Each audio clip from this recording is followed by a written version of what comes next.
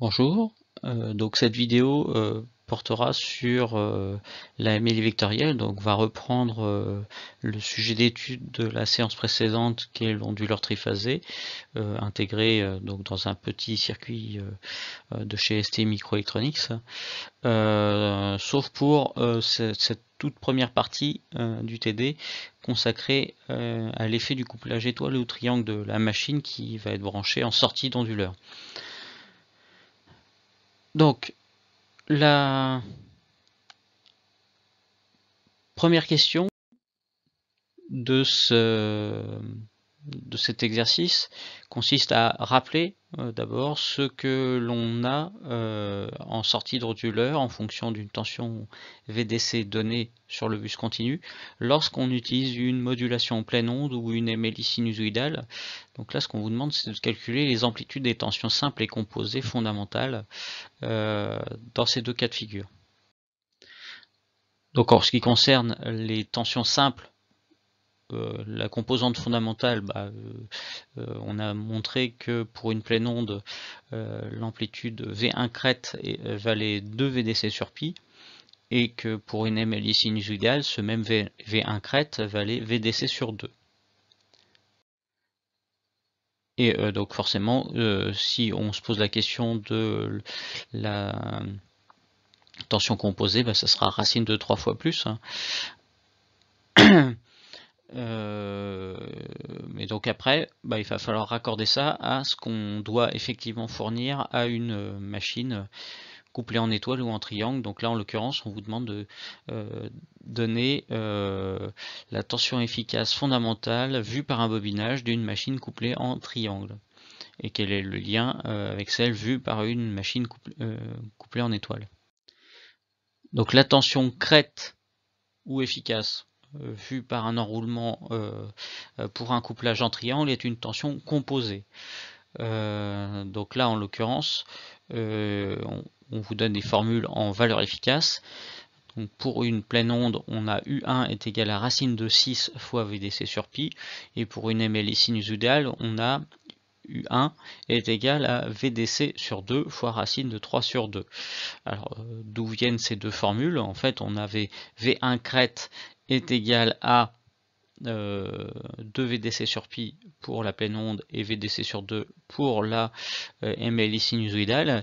Et pour passer d'un V1 crête à un U1 efficace, il faut d'abord multiplier par racine de 3 pour passer d'une tension simple à une tension composée, et ensuite diviser par racine de 2 pour avoir une valeur efficace.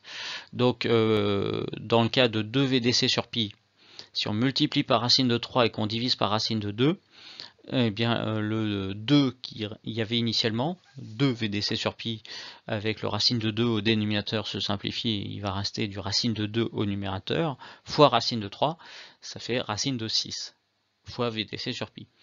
Et pour la MLI sinusoïdale, on avait VDC sur 2, qu'il fallait multiplier par racine de 3 et diviser par racine de 2. Là, il n'y a aucune simplification, ça fait tout simplement une multiplication par racine de 3,5. Donc elle est racine de 3 fois plus grande que celle obtenue, toujours sur un enroulement, pour un couplage en étoile. Et donc à partir de là, il va falloir raccrocher les résultats obtenus avec une problématique. Et en fait, donc il y a deux façons de voir le problème du lien entre machine et convertisseur. Soit on a une tension de bus continue qui est imposée par le cahier des charges, et on sera amené à calculer les tensions qu'on peut effectivement fournir à une machine en vue d'une conception d'une machine adaptée. Soit on a une machine disponible qui est caractérisée par des tensions nominales par enroulement, et une fois qu'on a choisi le couplage étoile ou triangle de cette machine, connaissant la tension nécessaire par enroulement, on va en déduire la tension nécessaire en entrée de convertisseur sur le bus continu. Et donc c'est plutôt cette démarche-là qu'on va suivre ici. Donc on considère qu'on a une machine qui nécessite une tension de 220 volts par enroulement, couplée en triangle. Et on pose la même question avec un couplage étoile. Et en fait, ces deux questions sont liés à la stratégie de pilotage utilisée par l'onduleur. En fait, on a des formules pour la pleine onde et des formules pour la MLI sinusoïdale qu'il va falloir inverser. En fait, on va calculer un VDC en fonction de U dans tous les cas de figure. Et donc, qui dit deux types de couplage et deux stratégies MLI dit 4 tensions possibles. Donc tout d'abord, on vous dit que la tension efficace par enroulement est de 220 volts. Et donc, si on a un couplage en étoile, ça veut dire que c'est une tension simple qui doit être de 220 volts. Et donc, on doit avoir une tension composée de 380 volts. Alors que lorsque la machine est couplée en triangle, l'enroulement est entre deux phases, donc c'est 220 volts de tension composée. U égale 220 volts. Donc on inverse les relations précédentes, pleine onde et MLI sinus. Donc pour la pleine onde, ça donne VDC égale pi fois U1 efficace sur racine de 6, et pour la MLI sinus, VDC est égal à 2U1 efficace fois racine de 2 tiers. Et donc, ce qu'on voit, c'est que une pleine onde nécessite moins de tension qu'une MLI sinus et qu'un couplage triangle nécessite moins de tension qu'un couplage étoile. Donc le cas nécessitant le moins de tension, ça sera une pleine onde avec un couplage triangle, alors que la configuration qui nécessite le plus de tension sur le bus continu, c'est le couplage étoile avec une MLI sinus. Donc en l'occurrence 620 volts, alors qu'au minimum c'est 282 volts pour un couplage triangle et une modulation pleine onde. Et les deux autres valeurs, donc 487 volts pour un couplage étoile et une modulation pleine onde, et 359 volts pour un couplage triangle et une MLI sinus. Donc maintenant, on revient à l'étude du circuit intégré de la première partie, hein, donc un circuit intégré ST Microelectronics que l'on avait supposé câblé sur un bus continu de 25 volts avec des capacités en courant que l'on avait analysées d'après la datasheet, qui était de 2,8 ampères pour un boîtier PowerDeep, et donc on avait caractérisé la puissance fournie à une charge pour une modulation pleine onde ou pour une MLI sinusoïdale, et on va refaire la même chose pour la MLI vectorielle. Donc là, l'objet de cette partie, c'est l'étude de la MLI vectorielle, dont on rappelle qu'elle aura les mêmes performances en termes de qualité spectrale de la tension, avec une composante basse fréquence et des harmoniques rejetées autour de la fréquence de découpage et de ses multiples, mais que donc elle était supérieure à la MLI sinusoïdale en termes d'amplitude, de valeur efficace, de tension fondamentale fournie à la charge. Donc pour cette étude, on vous demande d'abord de rappeler l'expression du vecteur des tensions simples fournies à la charge. Donc ça, c'est rien de nouveau, on a déjà vu ça la fois précédente et en cours également. Donc savoir un vecteur VAN, VBN, VCN, donc tension simple dans le cas d'un couplage en étoile supposé, hein, qui n'est pas forcément réel, mais donc on peut toujours virtuellement considérer la machine en étoile. Donc ça vaut VDC sur 3 fois la matrice 2, moins 1, moins 1, moins 1, 2, moins 1, moins 1, moins 1, 2, le tout multiplié par le vecteur des commandes CA, CB, CC. Et on avait, par commodité, introduit une forme factorisée de cette matrice. Donc la matrice 3,3 du haut peut s'écrire sous la forme 2 fois C3,2, C3,2 transposé, la matrice C3,2 étant la matrice caractéristique de la transformation de Clark.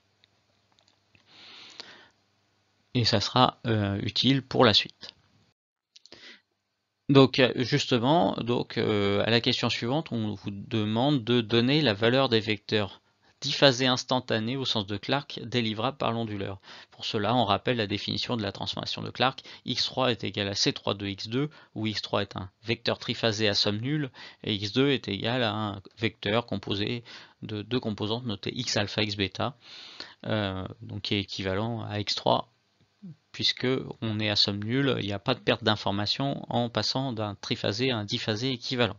Et on vous rappelle la matrice C3,2. Alors le fait est que dans les calculs qui viennent, je n'ai pas fait cette hypothèse-là, j'ai supposé qu'il y avait un autre terme C31x0, dont on va vérifier qu'il vaut 0.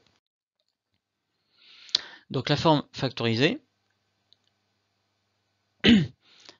on la reprend telle qu'elle, et on note que VAN, VBN, VCN est égal à C32 V alpha bêta N, donc un vecteur diphasé, et plus un C31 V0N. Donc V alpha bêta N, c'est V alpha N, V bêta N, un vecteur à deux composantes. Donc, première étape, on se contente de remplacer le membre de gauche par cette définition, avec les deux composantes qui apparaissent, diphasé et homopolaire. Et première étape, donc pour récupérer la composante homopolaire, on multiplie les deux membres de cette égalité par un C31 transposé, multiplication à gauche, qui se développe sur deux termes à gauche. Donc C31 transposé C32 V alpha bêta N plus C31 transposé C31 V0N est égal à 2VDC sur 3, c'est un scalaire donc je le mets en tête, fois C31 transposé C32 C32 transposé. Et donc là on peut procéder à des simplifications. Donc première chose, dès qu'on rencontre un C31 transposé C32, eh bien ça se simplifie parce que C31 transposé C32 c'est un vecteur nul, donc on ne récupère rien. Et donc sur le membre de gauche il y a un terme qui s'en va, et sur le membre de droite tout s'en va. Il ne reste plus rien. Donc on a 0 sur le membre de droite. Et sur le membre de gauche, en fait, là j'ai mis un trait en travers de couleur verte, les deux autres étant de couleur rouge pour dire que ça disparaît. C31 transposé, ça se simplifie, ça donne 3. 3V0n est égal à 0. Donc V0n est égal à 0. Ce qu'on suggérait dès le départ avec la question telle qu'elle était posée. Et donc pour le terme C32, C32 V alpha bêta N plus C31 V0N est égal à 2VDC sur 3, C32 C32 transposé CACBCC, c'est toujours l'équation initiale, et donc là cette fois on multiplie à gauche de chaque côté par C32 transposé. Donc C32 transposé C32 V alpha bêta N plus C32 transposé C31 V0N est égal à 2VDC sur 3 fois C32 transposé C32 C32 transposé CACBCC. Donc on barre en rouge pour dire que ça disparaît le terme homopolaire, il est éliminé, et les termes diphasés, dès qu'on a C32 transposé C32, ça fait 3,5 la matrice identité. Et la matrice identité fois quelque chose, ça fait ce quelque chose, donc il reste uniquement 3,5 qui va rester de chaque côté. Et donc comme on a 3,5 de chaque côté, on peut simplifier, et il reste V alpha bêta N égale 2VDC sur 3 fois C32 transposé CACBCC. Et donc C32 transposé, là je me suis contenté de le remplacer par sa valeur, donc une matrice à 2 lignes et 3 colonnes. Et à partir de là, on peut calculer les valeurs instantanées des tensions que peut produire l'onduleur dans le plan diphasé en remplaçant CA, CBCC par toutes les valeurs possibles.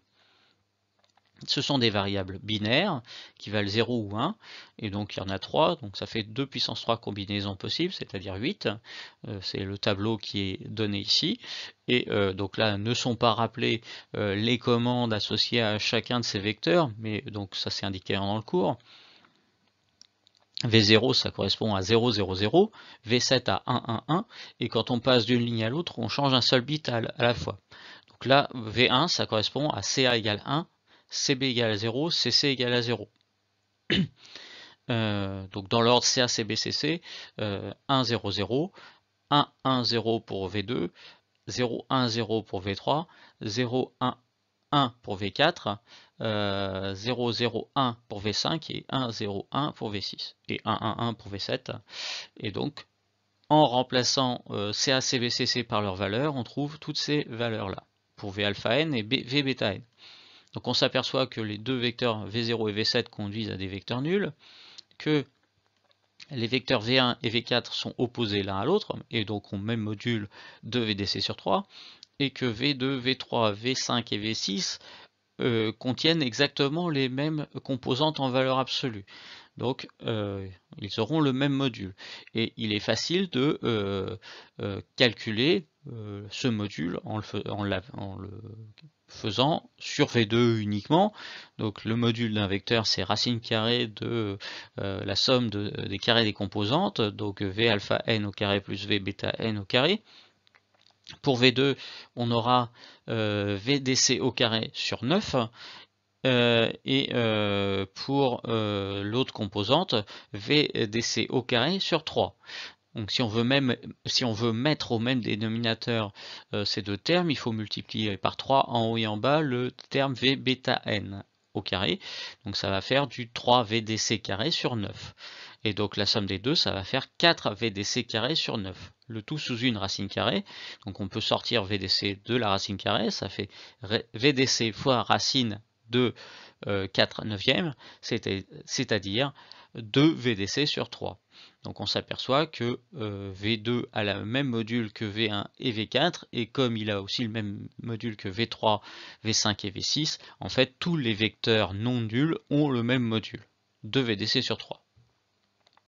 Et donc ça se traduit graphiquement par cette constellation de vecteurs qui ont tous le même module, mais qui sont aussi équirépartis dans le plan alpha-bêta au niveau angulaire. On a 6 vecteurs déphasés de 60 degrés, et donc qui ont le même module.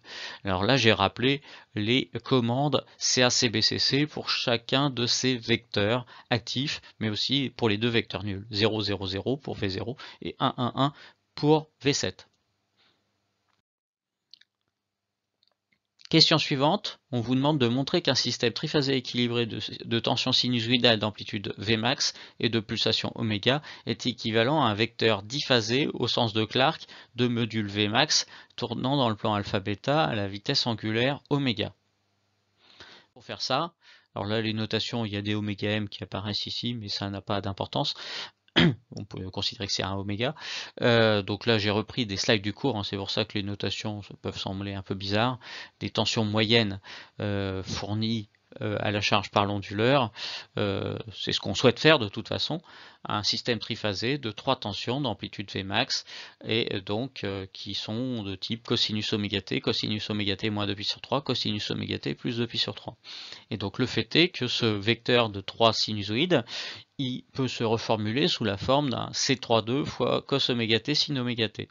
Donc je vous rappelle, hein, C32 c'est 1, 0 pour la première ligne, et effectivement cos oméga t c'est 1 fois cosinus oméga t plus 0 fois sinus oméga t. Pour cosinus oméga t moins pi sur 3, la deuxième ligne de C32 c'est moins 1,5 racine de 3 sur 2. Et le fait est que cos oméga t moins 2 pi sur 3 c'est moins 1,5 fois cos oméga t plus racine de 3 fois sinus oméga t.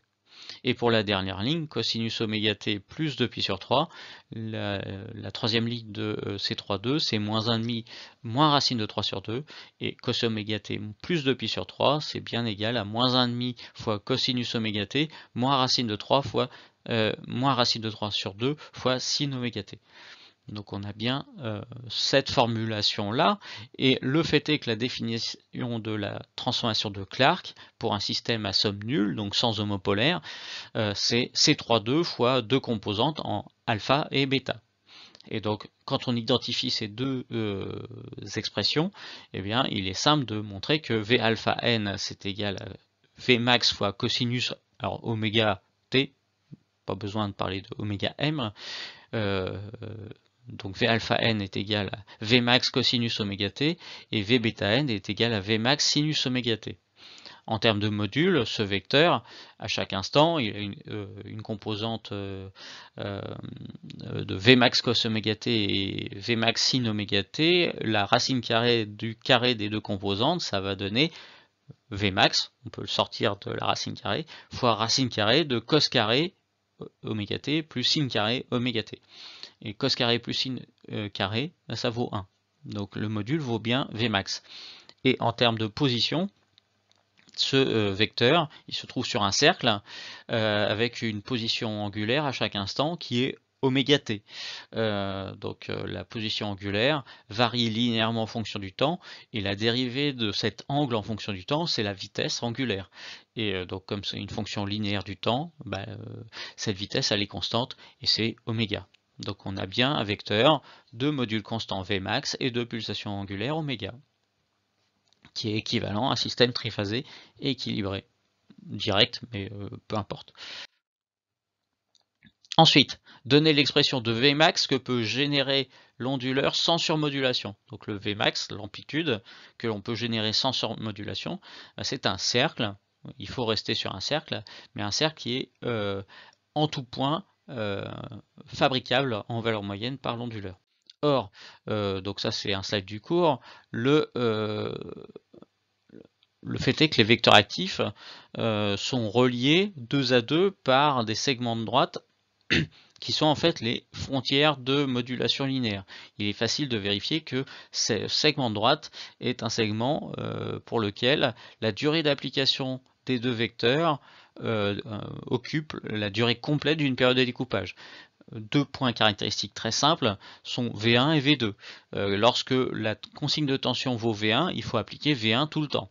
Lorsqu'on a la consigne à appliquer V2, il faut appliquer V2 tout le temps. Et le point qui se trouve pile au milieu de ce segment, donc le barycentre de ces deux extrémités, eh bien, si on se donne un vecteur à fabriquer qui se trouve ici, la projection suivant V1 et V2 donne V1 sur 2 et V2 sur 2. Donc en fait, il faut appliquer V1 à la moitié du temps et V2 l'autre moitié du temps.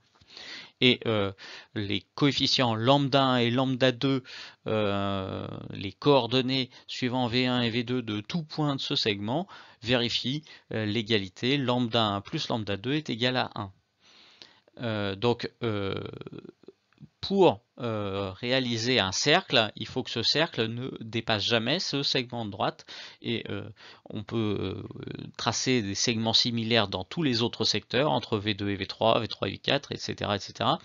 Et donc le cercle maximum qu'on peut faire, c'est un cercle qui vient tangenter ces segments de droite exactement au milieu de ces segments.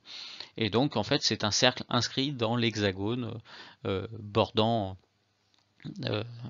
reliant toutes les extrémités des vecteurs actifs. Donc, pour calculer son rayon, donc l'amplitude de la tension simple que l'on peut fournir à la charge sans surmodulation, ça correspond au rayon du cercle, et donc ce cercle inscrit, il a un rayon qu'on peut facilement calculer. On a affaire à des triangles équilatéraux, donc on va avoir un module de VDC sur 3, ici aussi, décalé de 60 degrés. Donc si on a 60 degrés ici, les deux extrémités sont distantes de 2 VDC sur 3, et on a 60 degrés là et là. Donc c'est un triangle équilatéral. Le fait est que le milieu de ce segment, c'est un point remarquable qui est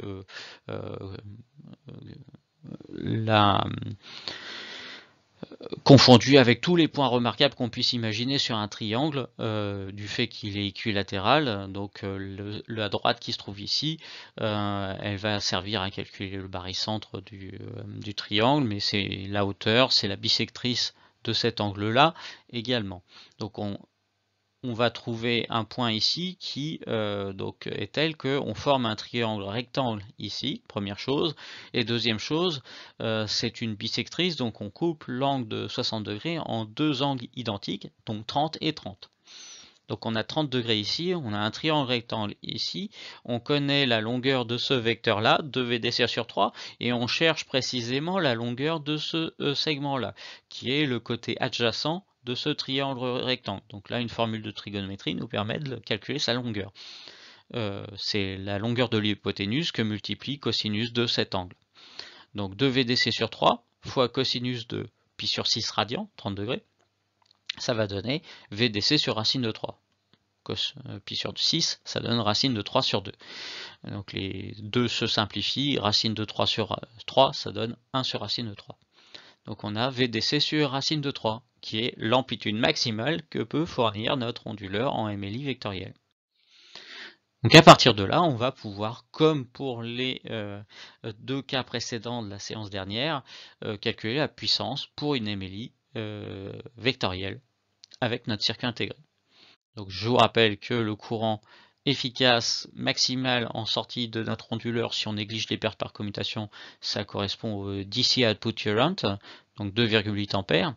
I égale 2,8 ampères, et on a une puissance P qui vaut 3 VI cos phi, avec un cos phi qui ne change pas, 0,9. Donc au passage, qu'on ait un triangle ou une étoile, le cos phi est toujours le même.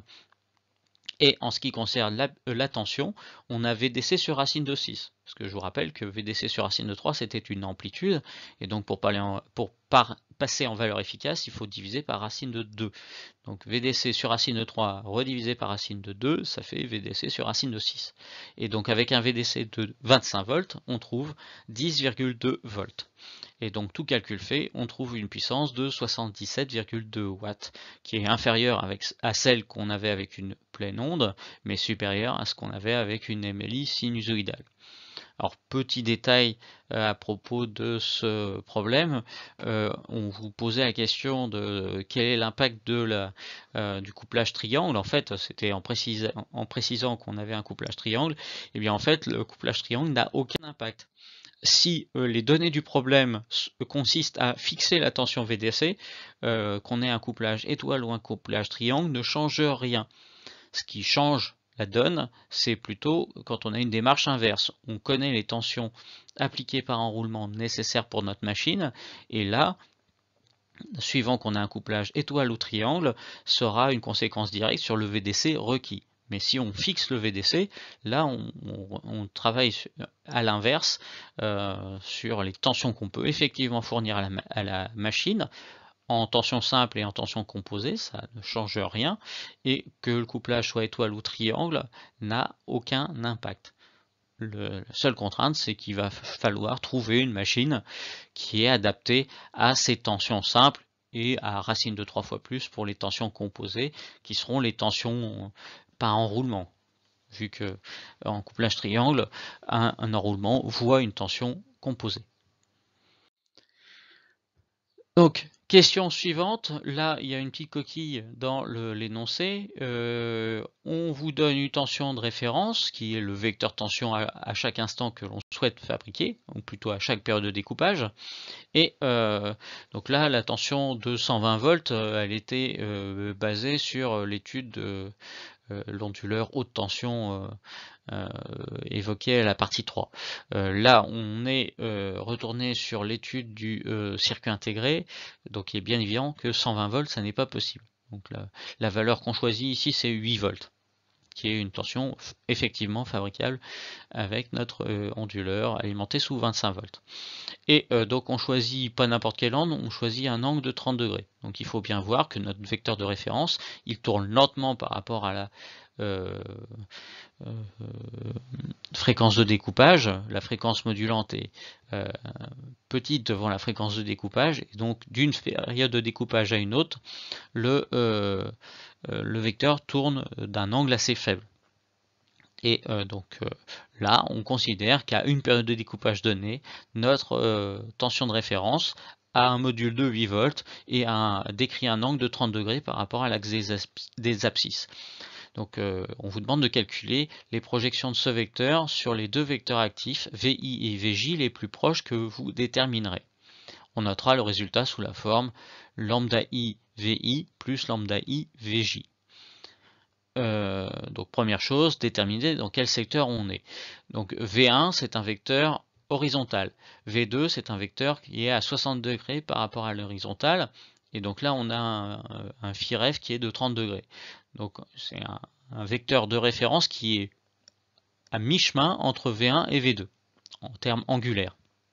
Donc les deux vecteurs actifs d'intérêt ici ça sera I égale 1 et J égale 2, V1 et V2.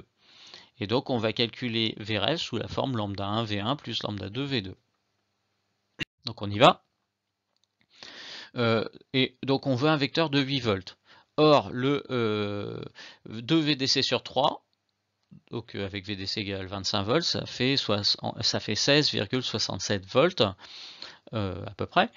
Et donc là, je ne vous ai pas donné la valeur de V1 crête, je vous ai juste donné la valeur efficace de 10,2 volts. Le fait est que V1 crête vaut 14,43 volts. Et donc pour calculer lambda 1 et lambda 2, première chose, c'est que quand on est pile au milieu de l'intervalle entre lambda 1 et lambda 2, on va avoir lambda 1 égale à lambda 2. Mais ça sera cette fois plus petit que 1,5. On a lambda 1 égale lambda 2 égale 1,5 quand on a une consigne d'amplitude 14,43 volts. Là, on a une amplitude plus petite. Et donc, en fait, pour faire ce calcul, il y a juste à appliquer une bête formule de proportionnalité. Il y a un produit en croix, en fait, à appliquer. Donc, l'angle n'est pas choisi n'importe comment. Ça évite de se lancer dans des calculs lourds de trigonométrie. Vous avez juste à faire un ratio entre 8 et 14,43 volts. À 14,43 volts, vous avez lambda 1 égale lambda 2 égale 1,5. Et pour 8 volts, vous allez avoir lambda 1 égale lambda 2 égale quelque chose. Et ce quelque chose, il est tel que 1,5 fois 8 sur 14,43 donne le résultat que vous souhaitez, à savoir 0,277. Donc là, bon, je vous laisse réfléchir. Vous pouvez essayer de mettre la vidéo sur pause pour comprendre pourquoi il y a proportionnalité. Mais donc, si jamais vous aviez pris une tension de référence qui valait la moitié de 14,43 volts, vous vous seriez retrouvé ici, et la longueur des projections aurait été à nouveau divisée par 2. Vous auriez eu lambda 1 égale lambda 2 égale 1 quart. Et là, le fait est que 8, c'est un peu plus que la moitié de 14,43 volts, donc vous allez avoir un peu plus qu'un quart. Un quart, c'est 0,25, donc là, vous avez 0,277. Donc là, on a répondu à la question. Lambda 1 égale lambda 2 égale 0,277. Par contre, pour la suite, on sera amené à calculer la durée d'application des vecteurs nuls, parce que lambda 1 plus lambda 2 plus quelque chose, qui est la durée d'application des vecteurs nuls, doit être égale à 1. Parce que lambda 1, lambda 2, et l'autre chose qu'on note lambda 0,7, ce sont des fractions de la période de découpage pendant lesquelles on applique V1, V2 et V0 et V7. Donc, question suivante, c'est précisément les durées d'application de tous les vecteurs sur une séquence qui vous est indiquée. Donc, en admettant que les commandes appliquées à l'onduleur sur une période de découpage TD suivent la séquence suivante, V0, VI, VJ, V7, VJ, VI, V0, calculez la durée de chaque sous-intervalle en supposant la séquence symétrique par rapport à la demi-période et que les durées d'application des vecteurs V0 et V7 sont identiques. Donc en fait, la durée d'application de V0 et la durée d'application de V7 devant être les mêmes, en fait, la durée d'application totale de ce groupe de deux vecteurs, il va falloir la couper en 4 morceaux. Donc un quart ici, un quart là, et ensuite 2 quarts, c'est-à-dire la moitié pour V7 en une seule fois. Et les durées d'application de VI et VJ doivent être coupées en 2 parts identiques pour que ce soit symétrique. Donc en fait, vous allez appliquer V0 pendant lambda 0,7 TD sur 4, puis VI pendant lambda 1 TD sur 2, puis VJ pendant lambda J TD sur 2, puis V7 pendant lambda 0,7 TD sur 2, puis VJ pendant lambda J TD sur 2, puis VI pendant lambda I TD sur 2, puis V0 pendant lambda 0,7 TD sur 4. Donc, sachant que I et J c'est 1 et 2. Hein. Donc, première chose, on complète avec la période de découpage, donc lambda 0,7 égale 0,446, et donc ça vient du fait que c'est 1 moins lambda 1 moins lambda 2, donc c'est-à-dire 1 moins 2 fois lambda 1, donc ça donne ça.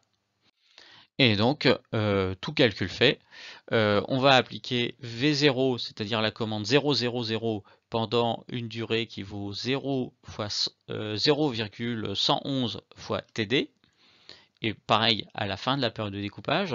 Ensuite, pendant 0,139 fois TD, on va appliquer V1.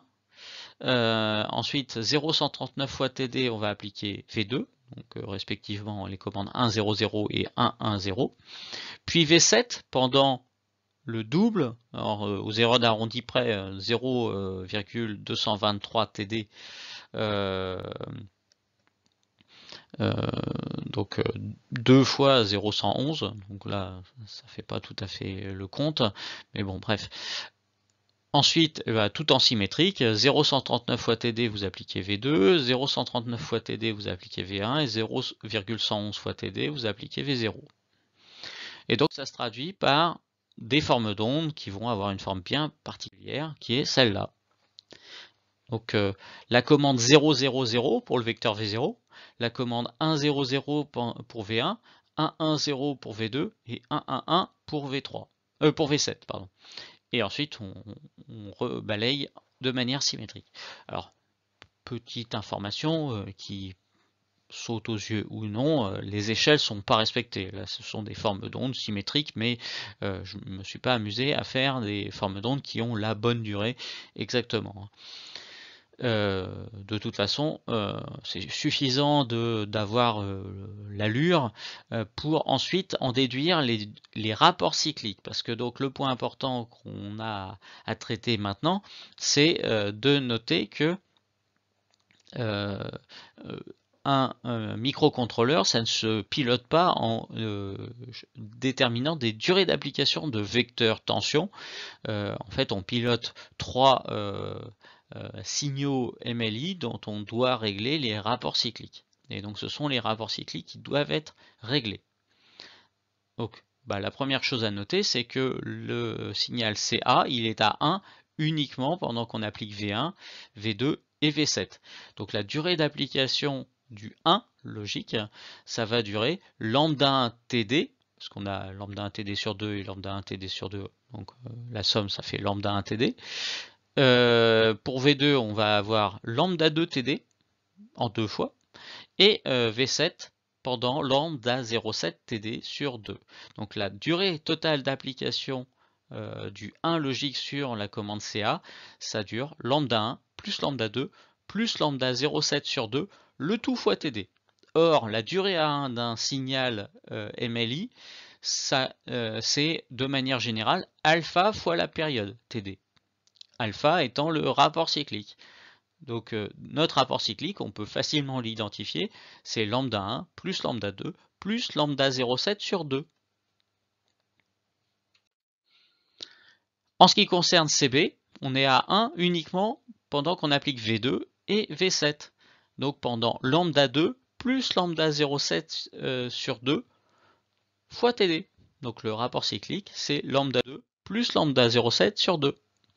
Et puis pour CC, il est à 1 uniquement pendant qu'on applique V7. Donc en fait, le rapport cyclique associé à CC, c'est alpha C égale lambda 0,7 sur 2. Et donc voilà la démarche qui va être suivie dans un algorithme de MLI vectoriel comme celui du TP, et donc j'en reparlerai pendant la séance Discord de vendredi.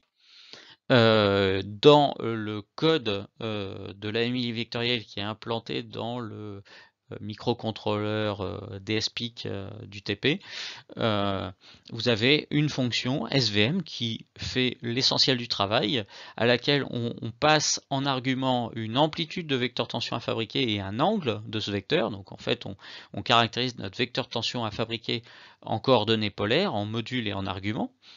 Première étape, on localise le secteur dans lequel se trouve le vecteur. Ça c'est très simple vu qu'on caractérise en polaire, donc aux variabilités liées au codage des données. En fait, quand vous êtes entre 0 et 60 degrés, vous êtes entre V1 et V2, vous êtes dans le secteur 1. Ensuite, quand vous êtes entre 60 et 120 degrés, vous êtes dans le secteur 2, entre V2 et V3, et ainsi de suite. Donc, ce test, il est très simple. Vous avez juste à tester un encadrement sur l'angle, sur la variable angle.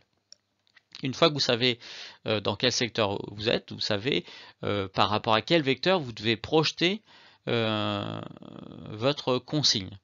Et donc on calcule les projections, le lambda 1 et le lambda 2, qui ne sont pas notés lambda 1 et lambda 2 dans